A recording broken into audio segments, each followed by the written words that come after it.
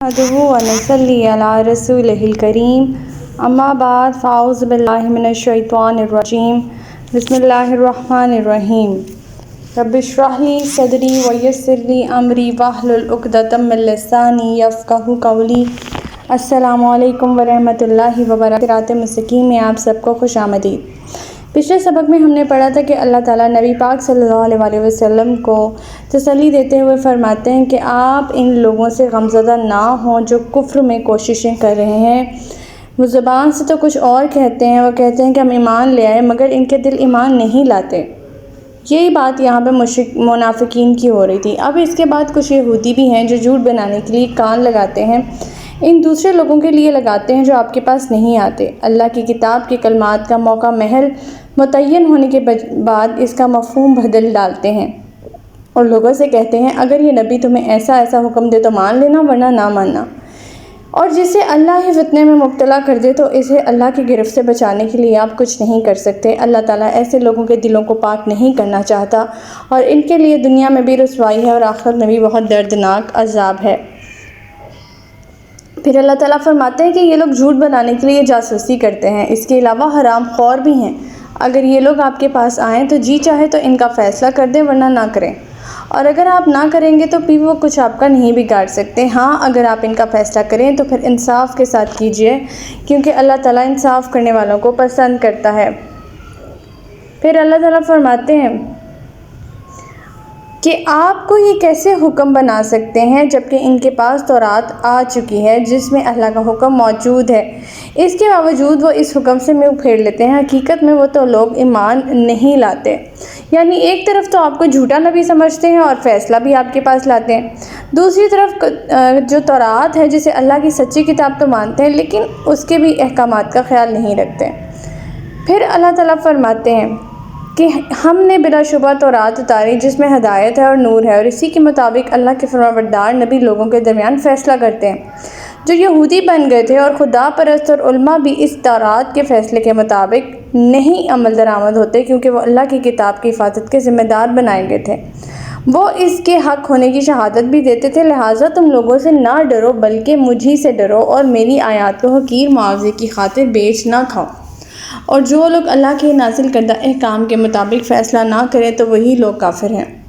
پھر اللہ تعالیٰ فرماتے ہیں کہ ان کے لیے ہم نے تورات میں لکھ دیا تھا کہ جان کے بدلے جان ہوگی، آنکھ کے بدلے آنکھ، ناک کے بدلے ناک، کان کے بدلے کان، دانت کے بدلے دانت، اور زخموں کا برابر برابر حصہ ہوگا، اور جو شخص اپنے حق سے دستبردار ہو جائے تو یہ دستبرداری اس کے گناہوں کا کفارہ بن جائے گی، اور جو لوگ اللہ کے نازل کردہ احکام کے مطابق فیصلہ نہ کریں تو ایسے ہی لوگ ظالم ہیں۔ ہمارا آج کا سبق آیت نمبر 46 سے لے کر آیت نمبر 50 تک ہے، تو آج کا سبق شروع کرتے ہیں۔ بسم اللہ الرحمن الرحیم۔ وَقَفَّيْنَا عَلَىٰ آثَارِهِم بِعِیسَىٰ ابْنِ مَرْیَمَ مُصَدِّقًا لِمَا بَیْنَ یَدَیْہِ مِنَ التَّوْرَاةِ وَآتَیْنَاهُ الْإِنجِیلَ فِیہِ ھُدًى وَنُورٌ مُصَدِّقًا لِمَا بَیْنَ یَدَیْہِ مِنَ التَّوْرَاةِ وَھُدًى وَمَوْعِظَةً لِلْمُتَّقِینَ۔ اور ان پیغمبروں کے بعد ہم نے عیسیٰ ابن مریم کو بھیجا جو اپنے سے پہلے کی نازل شدہ کتاب تورات کی تصدیق کرنے والا تھا۔ ہم نے اسے انجیل عطا کی جس میں ہدایت اور روشنی تھی۔ یہ کتاب بھی اپنے سے پہلے کتاب تورات کی تصدیق کرتی تھی اور پرہیزگاروں کے لیے اس میں ہدایت بھی تھی اور نصیحت بھی۔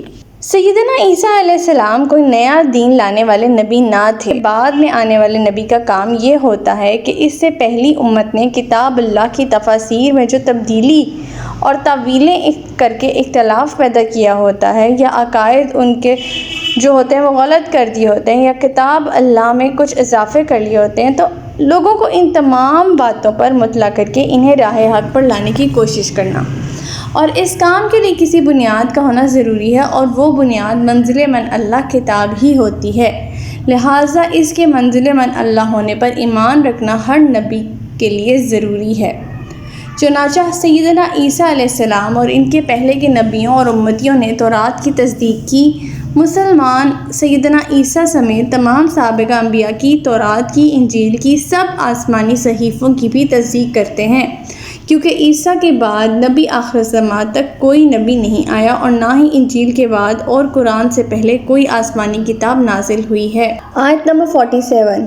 وَلْيَحْكُمْ أَهْلُ الْإِنْجِيلِ بِمَا أَنزَلَ اللَّهُ فِيهِ وَمَنْ لَمْ يَحْكُمْ بِمَا أَنزَلَ اللَّهُ فَأُولَئِكَ هُمُ الْفَاسِقُونَ۔ اور اہل انجیل کو بھی چاہیے کہ جو کچھ اللہ نے اس میں احکام نازل فرمائے ہیں انہی کے مطابق فیصلہ کریں۔ جو شخص اللہ کے نازل کردہ احکام کے مطابق فیصلہ نہ کریں تو ایسے ہی لوگ نافرمان ہیں۔ اللہ کے حکم کے مطابق فیصلہ نہ کرنے والے لوگ کون ہیں؟ اللہ کی طرف سے نازل شدہ احکام کے مطابق فیصلہ نہ کرنے والے آیت نمبر 44 کی روح سے کافر ہیں، آیت نمبر 45 کی روح سے ظالم ہے اور آیت نمبر 47 کی روح سے فاسق قرار دے دیے گئے ہیں۔ اگرچہ ان آیات کے مخاطب یہود اور نصارہ ہیں تاہم یہ حکم سب پر عام ہے اور مسلمان بھی اس میں شامل ہیں۔ اللہ تعالیٰ مسلمانوں کو بھی، کیونکہ کتاب تو ہمارے اوپر ہی نازل ہوئی ہے۔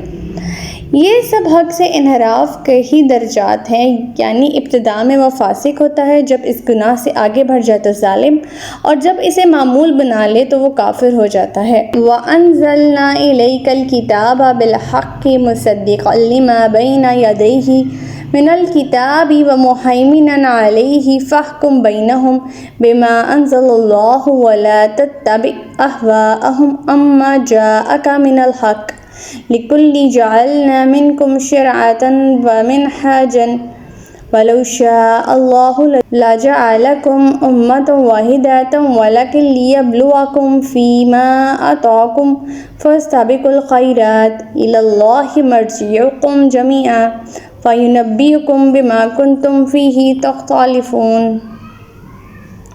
اور ہم نے آپ پر سچی کتاب نازل کی ہے جو اپنے سے پہلے کی کتاب کی تصدیق کرتی ہے اور اس کی جامع اور نگران بھی ہے، لہٰذا آپ ان کے فیصلے اللہ کی نازل کردہ احکام کے مطابق ہی کیجیے۔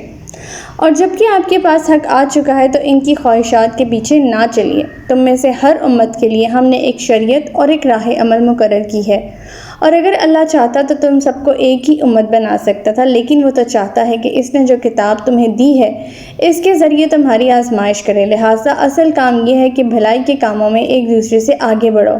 تم سب نے اللہ کی طرف ہی جانا ہے، پھر جن باتوں میں تم اختلاف کرتے رہے ہو وہ سب تمہیں بتا دے گا۔ یہاں پہ اللہ تعالیٰ نے قرآن پاک کو مہیمن سے مخاطب کیا ہے۔ مہیمن کا معنی ہے محافظ یا نگران۔ حفاظت یا نگرانی کئی قسم کی ہو سکتی ہے۔ ایسی حفاظت مہیمنی ہوتی ہے اور ایسی نگرانی ہوتی ہے جیسے ایک مرغی اپنے سب بچوں کو اپنے پروں کے نیچے سمیٹ لیتی ہے تاکہ کوئی پرندہ جیسے چیل وغیرہ ان پر حملہ آور نہ ہو سکے، وہ اپنے بچوں کو سردی سے بچا سکے۔ یہاں قرآن کو باقی سب کتابوں پر مہیمن کہنے سے مراد اللہ تعالیٰ کی یہ ہے کہ اس میں پہلے کی کتب کے سارے مضامین شامل ہیں، لہٰذا قرآن پاک ان سب کتابوں کے لیے ایک کسوٹی کا معیار قائم کرتی ہے۔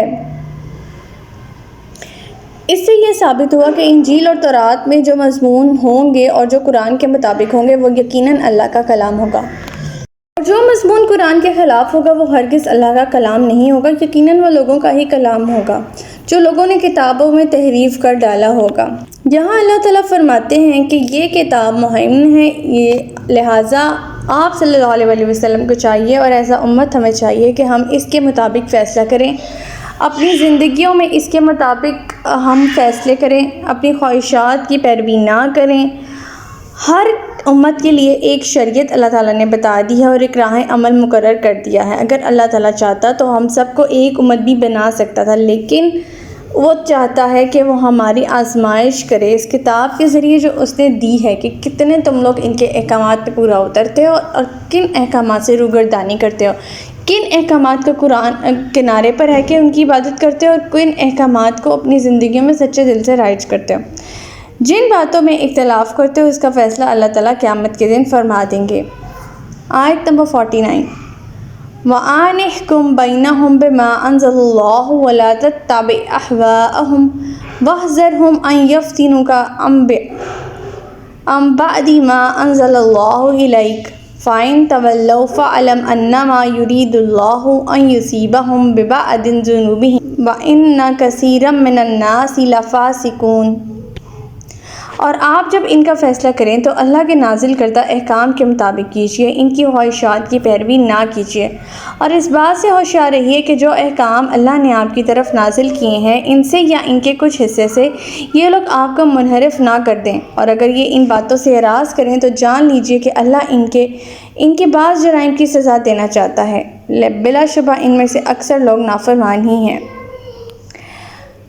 یہود کی آپس میں کئی مسئلے میں بہت زیادہ لڑائی کی صورتحال پیدا ہو جاتی تھی۔ ایک فریق اور ان کے بڑے بڑے علماء جو ہیں وہ اس میں شامل تھے۔ ایک گروہ میں یہ لوگ آپ کی خدمت میں حاضر ہو کر کہنے لگے، آپ ہمارے اس نزاع کا فیصلہ فرما دیجیے، یعنی ہماری اس لڑائی کا فیصلہ فرما دیجیے، پھر اگر آپ فیصلہ ہمارے حق میں کر دیں تو ہم خود بھی اور اکثر یہود بھی ایمان لے آئیں گے، کیونکہ یہود کی اکثریت ہمارے ہی زیر اثر ہے۔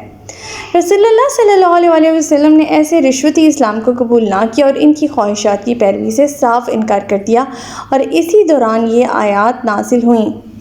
اللہ تعالیٰ نے اس دوران یہ آیت اس لیے نازل فرمائی کہ کسی ایک فرد کا بھی اسلام لانا آپ کو انتہائی محبوب تھا، یہود کی اکثریت کے ایمان لانے کی توقع ہو اور اس طرح آپ کو ان کی بات ماننے کی طرف مائل ہو جائیں، لہٰذا اللہ تعالیٰ نے یہاں فوراً آپ کو مطلع کر دیا کہ ان کی خواہشات کی پیروی نہیں کرنی۔ اس سے ہمیں یہ بھی سبق ملتا ہے کہ حق پرستی کی خاطر اگر ہم کسی بڑے فائدے سے بھی دستبردار ہونا پڑے ہمیں تو بے دریغ ہو جانا چاہیے اور ہر قیمت پر حق پر ہی قائم رہنا چاہیے۔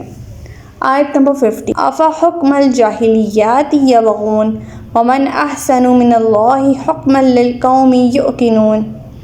کیا یہ لوگ جاہلیت کا فیصلہ چاہتے ہیں؟ حالانکہ یقین کرنے والوں کے نزدیک اللہ سے بہتر فیصلہ کرنے والا کوئی نہیں۔ جاہلیت کا لفظ اسلام کے مقابلے میں اکثر بولا جاتا ہے۔ اسلام سراسر روشنی ہے جبکہ جاہلیت اندھیرے ہی اندھیرے ہیں۔ اسلام ایسی روشنی اور ایسا علم ہے جو دنیاوی زندگی کے ہر پہلو میں بھی رہنمائی کرتا ہے، اخروی زندگی میں بھی نجات کی راہیں دکھاتا ہے، جبکہ جاہلیت اس دنیا میں بھی انسان کو پریشان کرتی ہے اور آخرت میں بھی عذاب علیم سے انسان کو دوچار ہونا پڑتا ہے۔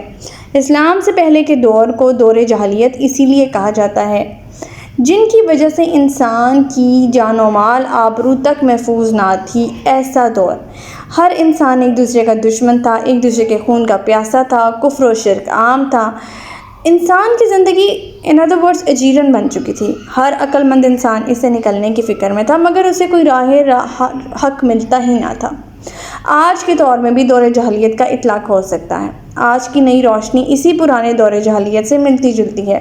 جس قسم کی فحاشی، بدکاری، بے حیائی اس دور میں پائی جاتی ہے وہ اس دور میں بھی پائی جاتی تھی۔ تو ہمارا آج کا سبق یہیں تک تھا۔ اللہ تعالیٰ سے دعا ہے کہ اللہ تعالیٰ قرآن پاک کے احکامات پر ہمیں عمل پیرا ہونے کی توفیق عطا فرمائے۔ اللہ پاک ہمیں ہدایت دے کہ جس کے بعد گمراہی نہ ہو۔ ربنا لا تزغ قلوبنا بعد إذ هديتنا وهب لنا من لدنك رحمة إنك أنت الوهاب۔ سبحانك اللهم وبحمدك أستغفرك وأتوب إليك۔ السلام علیکم ورحمۃ اللہ وبرکاتہ۔